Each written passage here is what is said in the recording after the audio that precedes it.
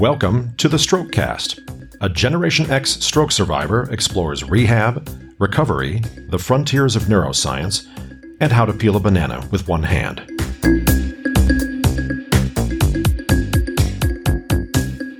Hello, I'm Bill Monroe, and welcome to episode 82 of the Strokecast. I had intended this week to be the next chapter in my Authors of August series, but before I went ahead and announced that, I probably should have actually, made sure I had scheduled all of my author interviews. So this week, we don't have one, but instead it's going to be a solo show. Next week, I've got another author interview coming up, and I'm really excited about how that one I think is going to turn out. I have the conversation tomorrow, and I've been reading the book, and it is fantastic. So I am looking forward to that, and I'm excited to share that update. In the meantime, it kind of works out anyway, because there are, a few updates in my own life that I wanted to talk about and how the stroke has impacted some of that. First, most directly, about a week and a half ago, I had my latest round of Botox, although it wasn't actually Botox this time. It was Dysport. To go back a moment, most folks who have heard about Botox, which is derived from the botulinum toxin, know, first of all, that Botox poisoning, it can kill you. It's one reason why if those canned goods in your pantry or your closet or your fallout shelter are bulging, just throw them out, because they probably have botulinum toxin growing in them, and if you consume that, it will kill you. Botulinum toxin is sort of a nerve poison, a neurotoxin that can cause serious damage. So, of course, what many folks do is they inject it into their face. You see, Botox is often used to treat wrinkles because what it does is it actually deadens muscles for a period of time.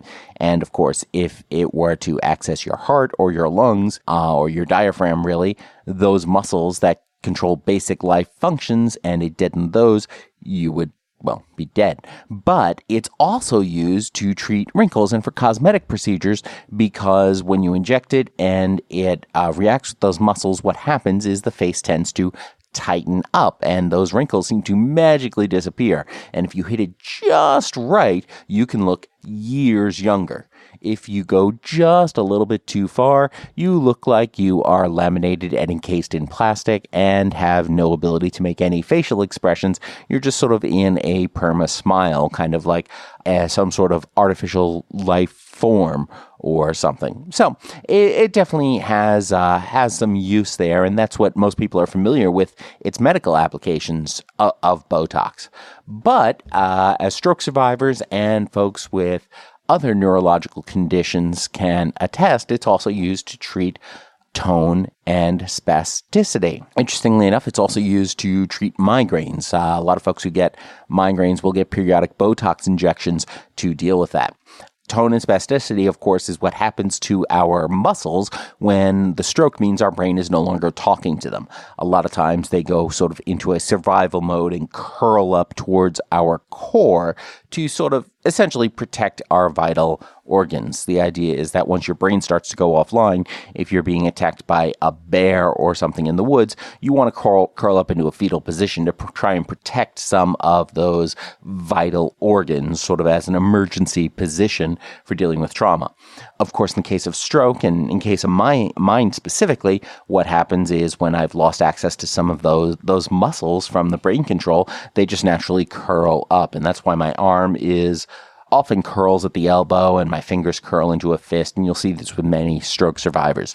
That is the tone of those muscles. They are kicking into heavy tone, and this is something I've talked about in previous episodes, so I won't belabor it too much. But tone is basically when the muscles get really tight and curl up. Spasticity generally refers to the way muscles bounce when you try and move that limb. So if you try and move an affected arm with an unaffected arm, or if a doctor tries to move that limb and it starts bouncing around, that's generally what we think of as spasticity. Technically, tone and spasticity are not exactly the same thing, but they are related, and most people do lump them together. Anyway, What Botox is used for is to turn off some of those muscles for a period of time, generally up to about 3 months. So what will happen is if you have a lot of tone and spasticity in your arm that, say, may curl your arm up at the elbow, your doctor may inject Botox into your bicep. And what that does is that releases some of that tone, because the reason your arm curls is that bicep is contracting. It is getting way too much activity and generating way too much activity. And when it does that, it means that the muscle on the back of the arm, the tricep, doesn't have a chance to recover and really can't overcome those contractions in the bicep. And that's why your arm curls in, because your bicep contracts to lift your arm up and to bend at the elbow. The tricep contracts to straighten it out, and they have to work in concert. So what the Botox does is it turns down the bicep by essentially, poisoning in a controlled manner some of those connections, so the muscle becomes slightly deader. Doesn't turn it off completely, but enough so that the arm can straighten out and that you can actually now start engaging the tricep and continue to do rehab exercises to eventually recover more control. And then you can do that in other muscles as well, in the leg, in the calf, in the bottom of the foot if your toes are curling too much. And by the way, if you are getting Botox in the bottom of your foot to affect toe curl, be warned, that is a very tricky procedure, which has almost resulted in me kicking my physiatrist in the face several times, because the needle goes in, and then if you're a little bit ticklish and you get some natural response and a leg you can't really control, it's very easy to have it just go. But folks who get Botox in their legs find it can help them smooth out their gait, and really, it's not a replacement for PT, it's not a replacement for OT, it's not a replacement for exercises, it's a supplement to that. And in many cases, it's something that can enable those therapies to actually have the impact they're supposed to actually be able to get the work of recovery done by enabling it to make it possible. So, long explanation there, I suppose, but this go around, my gait has been improving, so I opted against having it done in my leg this time, and just got the injections in my bicep and in some of the muscles that control wrist rotation and my fingers. And this time, Botox is actually sort of a brand name for the, I suppose, medically appropriate use of botulinum toxin. This time I tried a competitor, an alternative, let's think of it that way, called Dysport, Dysport. It's been coming onto the market over the last year or two, and this is the first time I tried it. Dysport has a couple of advantages, according to some of the research I've done and the conversations I've had with my doctor. First of all, while Botox generally will last for up to about 3 months, Dysport will last for up to about 4 months. So, 1 extra month is nice to be able to have use of those limbs and more chance to recover. At the same time, that also means getting treated potentially 3 times a year instead of 4 times a year. Also, the dosage for Dysport is lower to get the same results, or actually those longer term results. So you're getting less of this neurotoxin put into your body, which is probably not a bad thing. Of course, at the same time, that means it is more effective, so probably more concentrated. So those are all, of course, trade-offs in how you're going to balance it, but ultimately you are getting less medicine injected. And if that's something that's important to you, yay, it's another advantage.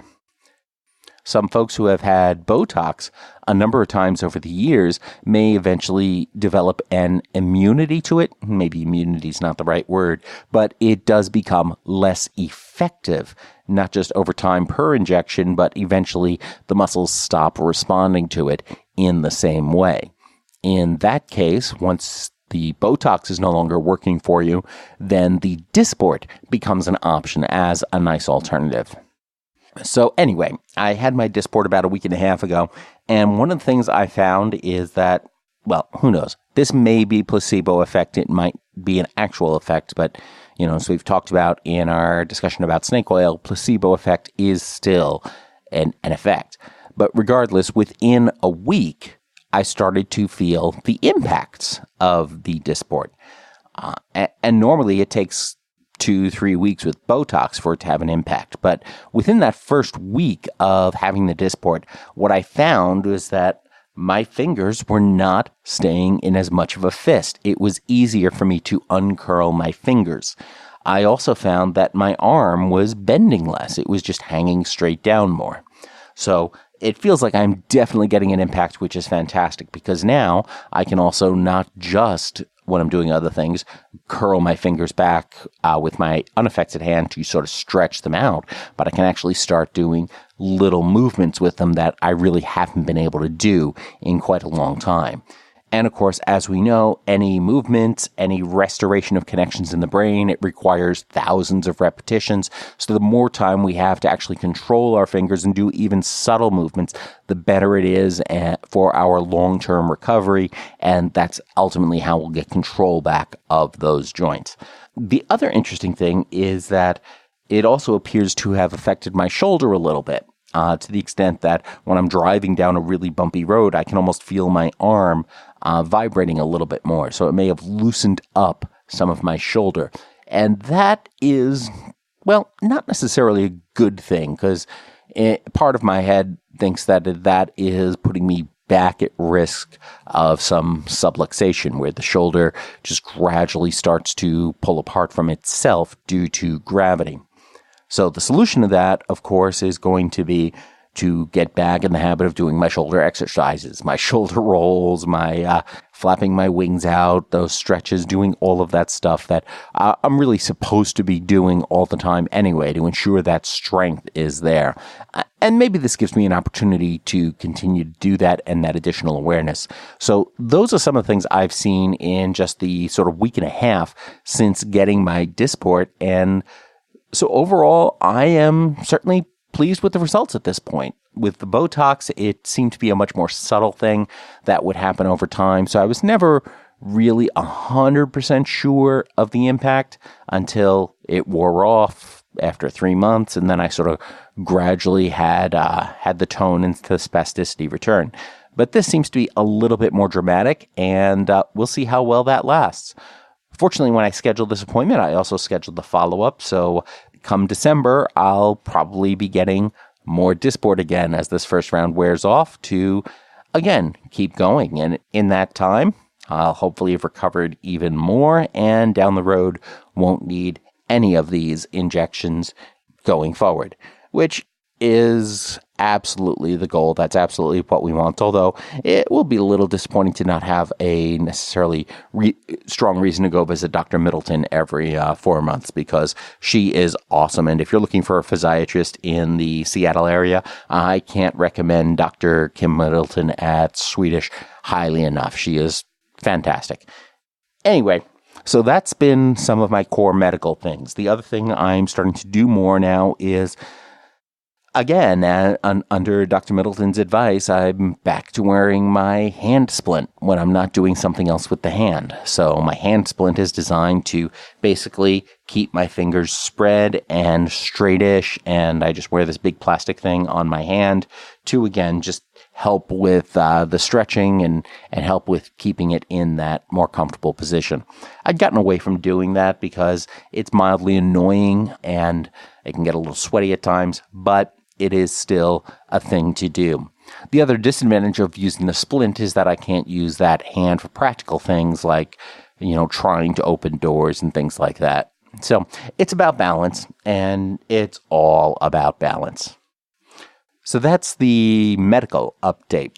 The other big update and the big news in my life, and maybe I am burying the lead a little bit here, but about 2 weeks ago, I started working full-time again.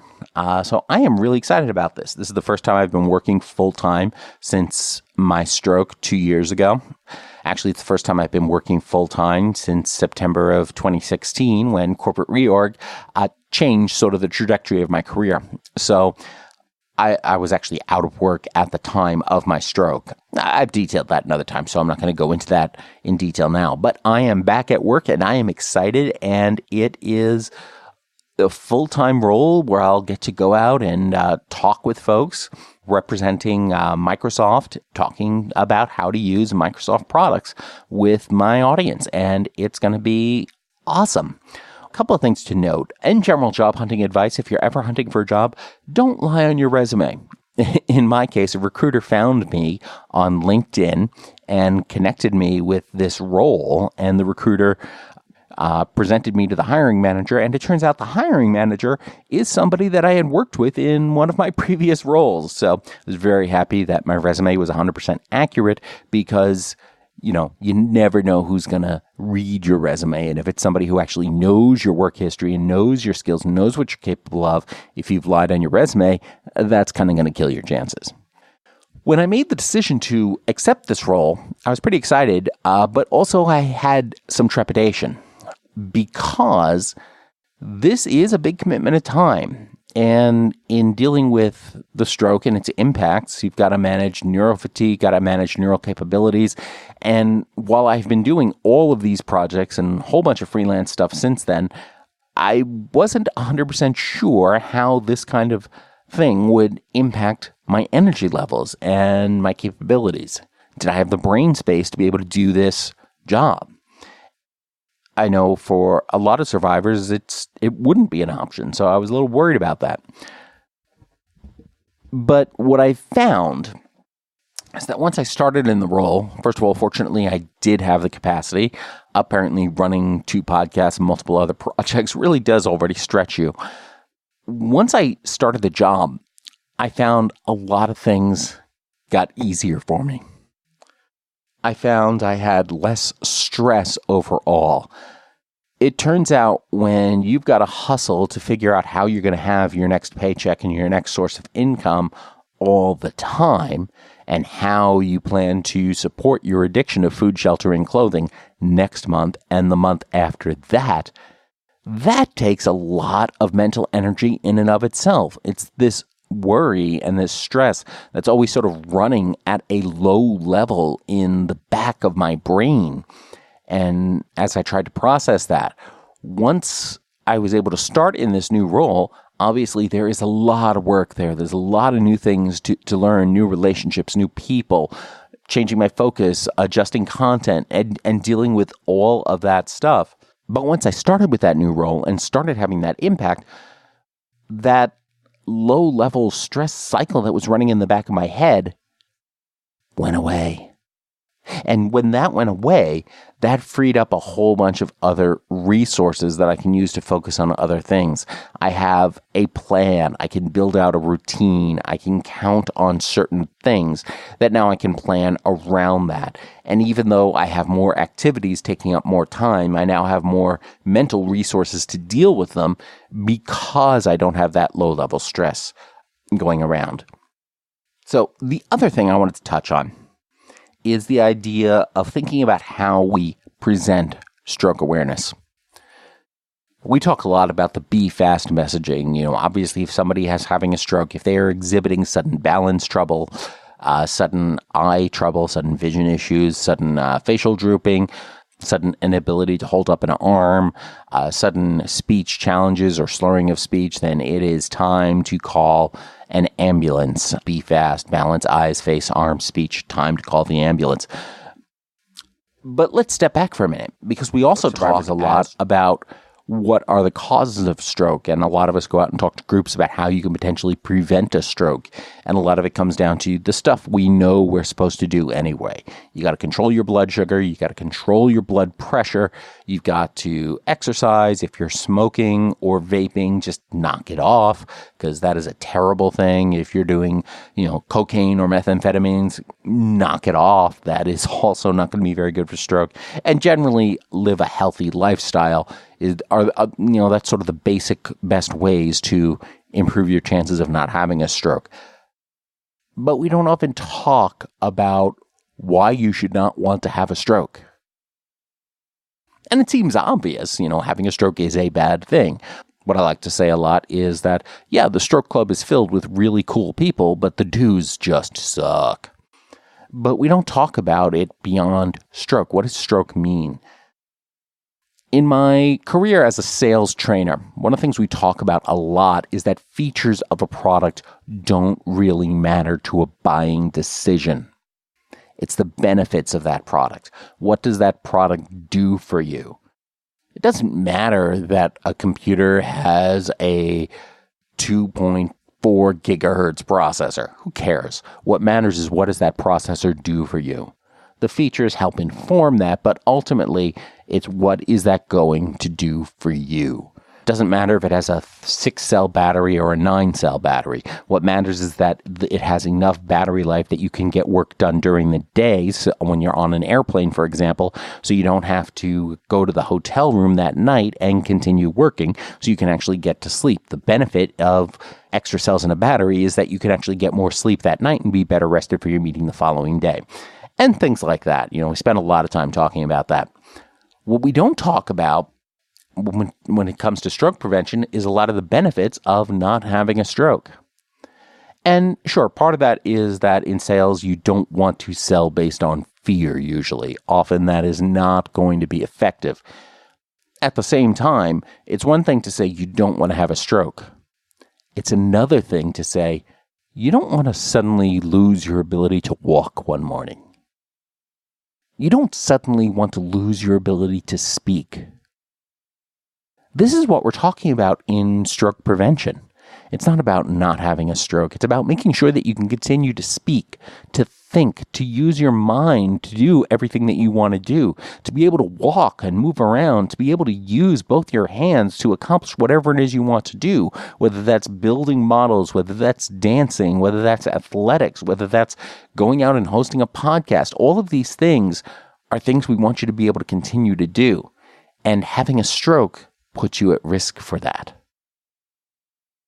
And I think that becomes a really powerful thing. Stroke has become sort of a general term that we don't think about what it actually means and what the actual impacts of it are in people's lives.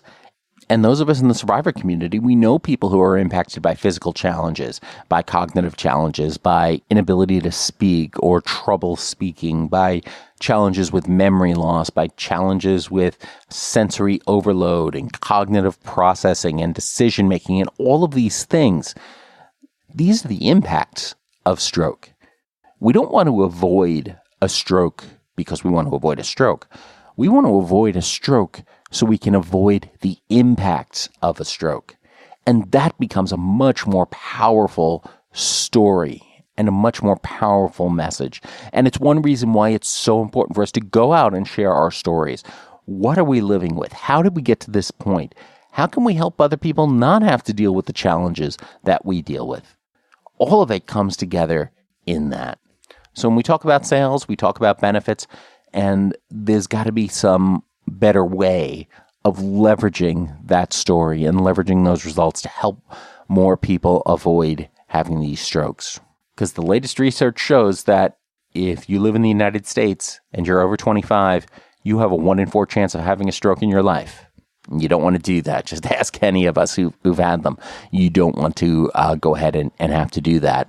Try to learn some of those lessons from the things that we have lived through. And of course, if you are a survivor, then you also probably know you are at elevated risk for another stroke, especially if we don't make the lifestyle changes that we need to make. Getting that blood pressure under control, that blood sugar under control, quitting the smoking, quitting put a bar of soap inside a glove the illicit drugs, to use in the shower so that getting it's more not slippery, exercise but and the soap generally still living comes a through the healthier glove. lifestyle. Those are all things that matter.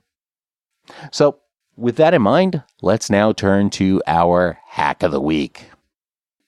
This week's hack comes to us from Carol Ann Nelson with Destination Rehab.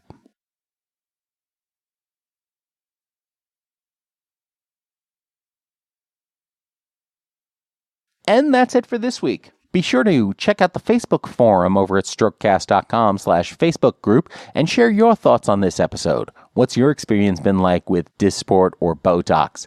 Have you returned to work full-time? Let us know.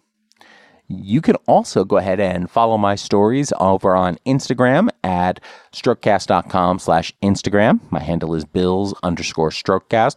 But if you just go to strokecast.com/Instagram, it'll take you right there. And of course, that link is available over in the show notes as well. And of course, as always, don't get best, get better. Thanks a lot. I'm Bill Monroe, and I'll talk to you next week.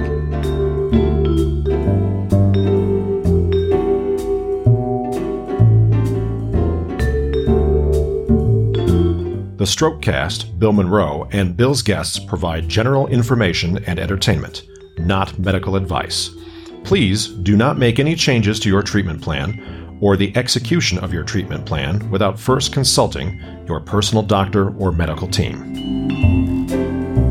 The Strokecast is a proud production of the Currently Speaking Podcast Network.